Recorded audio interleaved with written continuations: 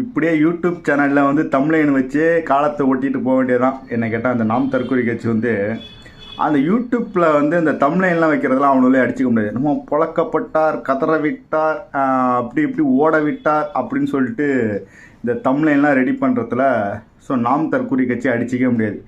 ஏன் அப்படின்னா அவனும் வந்து யூடியூப்பில் தான் வந்து காலத்தையே ஓட்டிகிட்டு இருக்கானு. ஸோ களத்தில் வந்து களத்தில் வேலை செய்கிறாங்க, ஒரு மயிரும் பிடுங்கலை. களத்துலலாம் பிடுங்கியிருந்தா நிறைய எப்போயே ஜெயிச்சிருக்கலாம். ஒரு 4 எம்எல்ஏ 5 எம்எல்ஏவாவது வாங்கியிருக்கலாம். களத்துலலாம் ஒரு மயிரும் பிடுங்கலை, புரியுதுங்களா? ஸோ பாருங்கள், நேற்றைய தினம் ஒரு விவாத நிகழ்ச்சி. ஸோ அந்த விவாத நிகழ்ச்சியில் வந்து ஒரு பெரிய விஷயமே கிடையாது.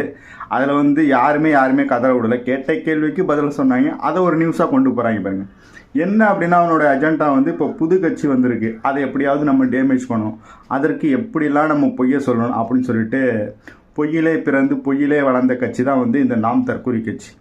என்ன கேட்டால் வந்து தமிழ்நாட்டில் வந்து இன்றைக்கி திமுகவுக்கு அடுத்து அதிக பொய்கள் சொல்கிற ஒரே கட்சி வந்து நாம் தற்கொலை கட்சி தான். ஸோ சீமான் எந்த அளவுக்கு பொய் சொல்கிறானோ அதே அளவுக்கு தான் வந்து அவங்க கட்சியில் உள்ளவங்களும் அப்படியே பொய் சொல்லியே பழகிட்டு இருக்காங்க. ஸோ தலைவன் எவ்வளியோ அவ்வளி தான் தொண்டர்களும். ஓகேவா?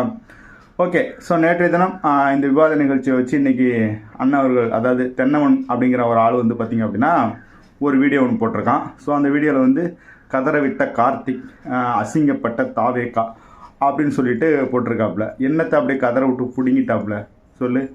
அங்கே கதறினதே வந்து இடுமோன கார்த்தி தான். என்ன அங்கே வந்து இடுமோன கார்த்திக்கு சப்போர்ட்டராக ஆளே கிடையாது. அவருக்கு சப்போர்ட் இருந்த ஒரே ஆள் வந்து பிரசன்னா மட்டும்தான். ஓகேவா? திமுக, அதாவது உங்களுடைய கள்ள தொடர்பு திமுக தான் வந்து அங்கே வந்து இடுமோன கார்த்திக்கு சப்போர்ட் பண்ணிட்டு இருந்தாங்க. மற்றபடி ஆடியன்ஸ் எல்லாமே வந்து எனக்கு தெரிஞ்ச எல்லாமே விஜய் ரசிகர் வந்திருப்பாங்கன்னு நினைக்கிறேன். ஒட்டுமொத்தமாக சேர்ந்து கறிகஞ்சியை வந்து லைட்டாக கழிய விட்டாங்க கேள்வியை கேட்டு. நீங்கள் வந்து என்ன உங்களுக்கு ஓட்டு போட்டால் மட்டும் பெரிய அறிவாளிங்கிறீங்க, மற்றவங்களுக்குலாம் ஓட்டு போட்டால் வந்து தற்கூரி அப்படிங்கிறீங்க, அப்போ தமிழ்நாட்டு இளைஞர்கள்லாம் வந்து என்ன உங்களுக்கு தற்கூரியாக தெரியுமா அப்படின்னு கேட்டோன்னே கறிகஞ்சிக்கு அப்படியே ஆட ஆரம்பிச்சிச்சு. ஐயோ என்னடா அது பாயிண்டை பிடிச்சிட்டாங்களே அப்படின்னு சொல்லிட்டு. ஸோ இவன் இந்த வேலையை தான் பண்ணிகிட்டு இருக்கானோ. தனக்கு ஓட்டு போட்டால் தமிழன், தனக்கு ஓட்டு போடலையா நீ வந்தேரி, நீ தெலுங்கு, நீ கேரளா அப்படின்னு சொல்லி இப்படியே தான் தமிழ்நாட்டு மக்களை அசிங்கப்படுத்திகிட்டு இருக்கிறது. அதற்கப்புறம் வந்து பார்த்திங்க அப்படின்னா இவங்களுக்கு ஓட்டு போட்டால் மட்டும்தான் காசு வாங்காமல் ஓட்டு போடுறாங்க, மற்றவங்களுக்குலாம் ஓட்டு போட்டால் அவங்க காசுக்கு விலைக்கு போயிட்டாங்க. ஸோ இந்த வேலையை தான் தொடர்ச்சியாக பண்ணிட்டு இருக்காங்க. ஸோ இது வந்து இதுலேருந்து நம்ம ஒன்று புரிஞ்சுக்க வேண்டியது என்னென்னா, தமிழ்நாட்டு மக்களை அசிங்கப்படுத்துகிறதே வந்து பார்த்திங்க அப்படின்னா இப்போதைக்கு நாம் தமிழர் கட்சி தான். வேணும்னா பாருங்கள், தன்னுடைய கூட்டத்துக்கு வர்றவங்களாம் தமிழர். அப்போ இவங்க கூட்டத்துக்கெல்லாம் போகாதவன் யார்? மானமில்லாத தமிழரா? தமிழனை அசிங்கப்படுத்துகிற வேலையை தான் இந்த நாம் தற்கூரி கட்சி பண்ணிக்கிட்டே இருக்குது. ஸோ இதே வேலையை வந்து இவங்க தொடர்ந்து பண்ணா அப்படின்னா கண்டிப்பாக நாம் தமிழர் கட்சி விரட்டி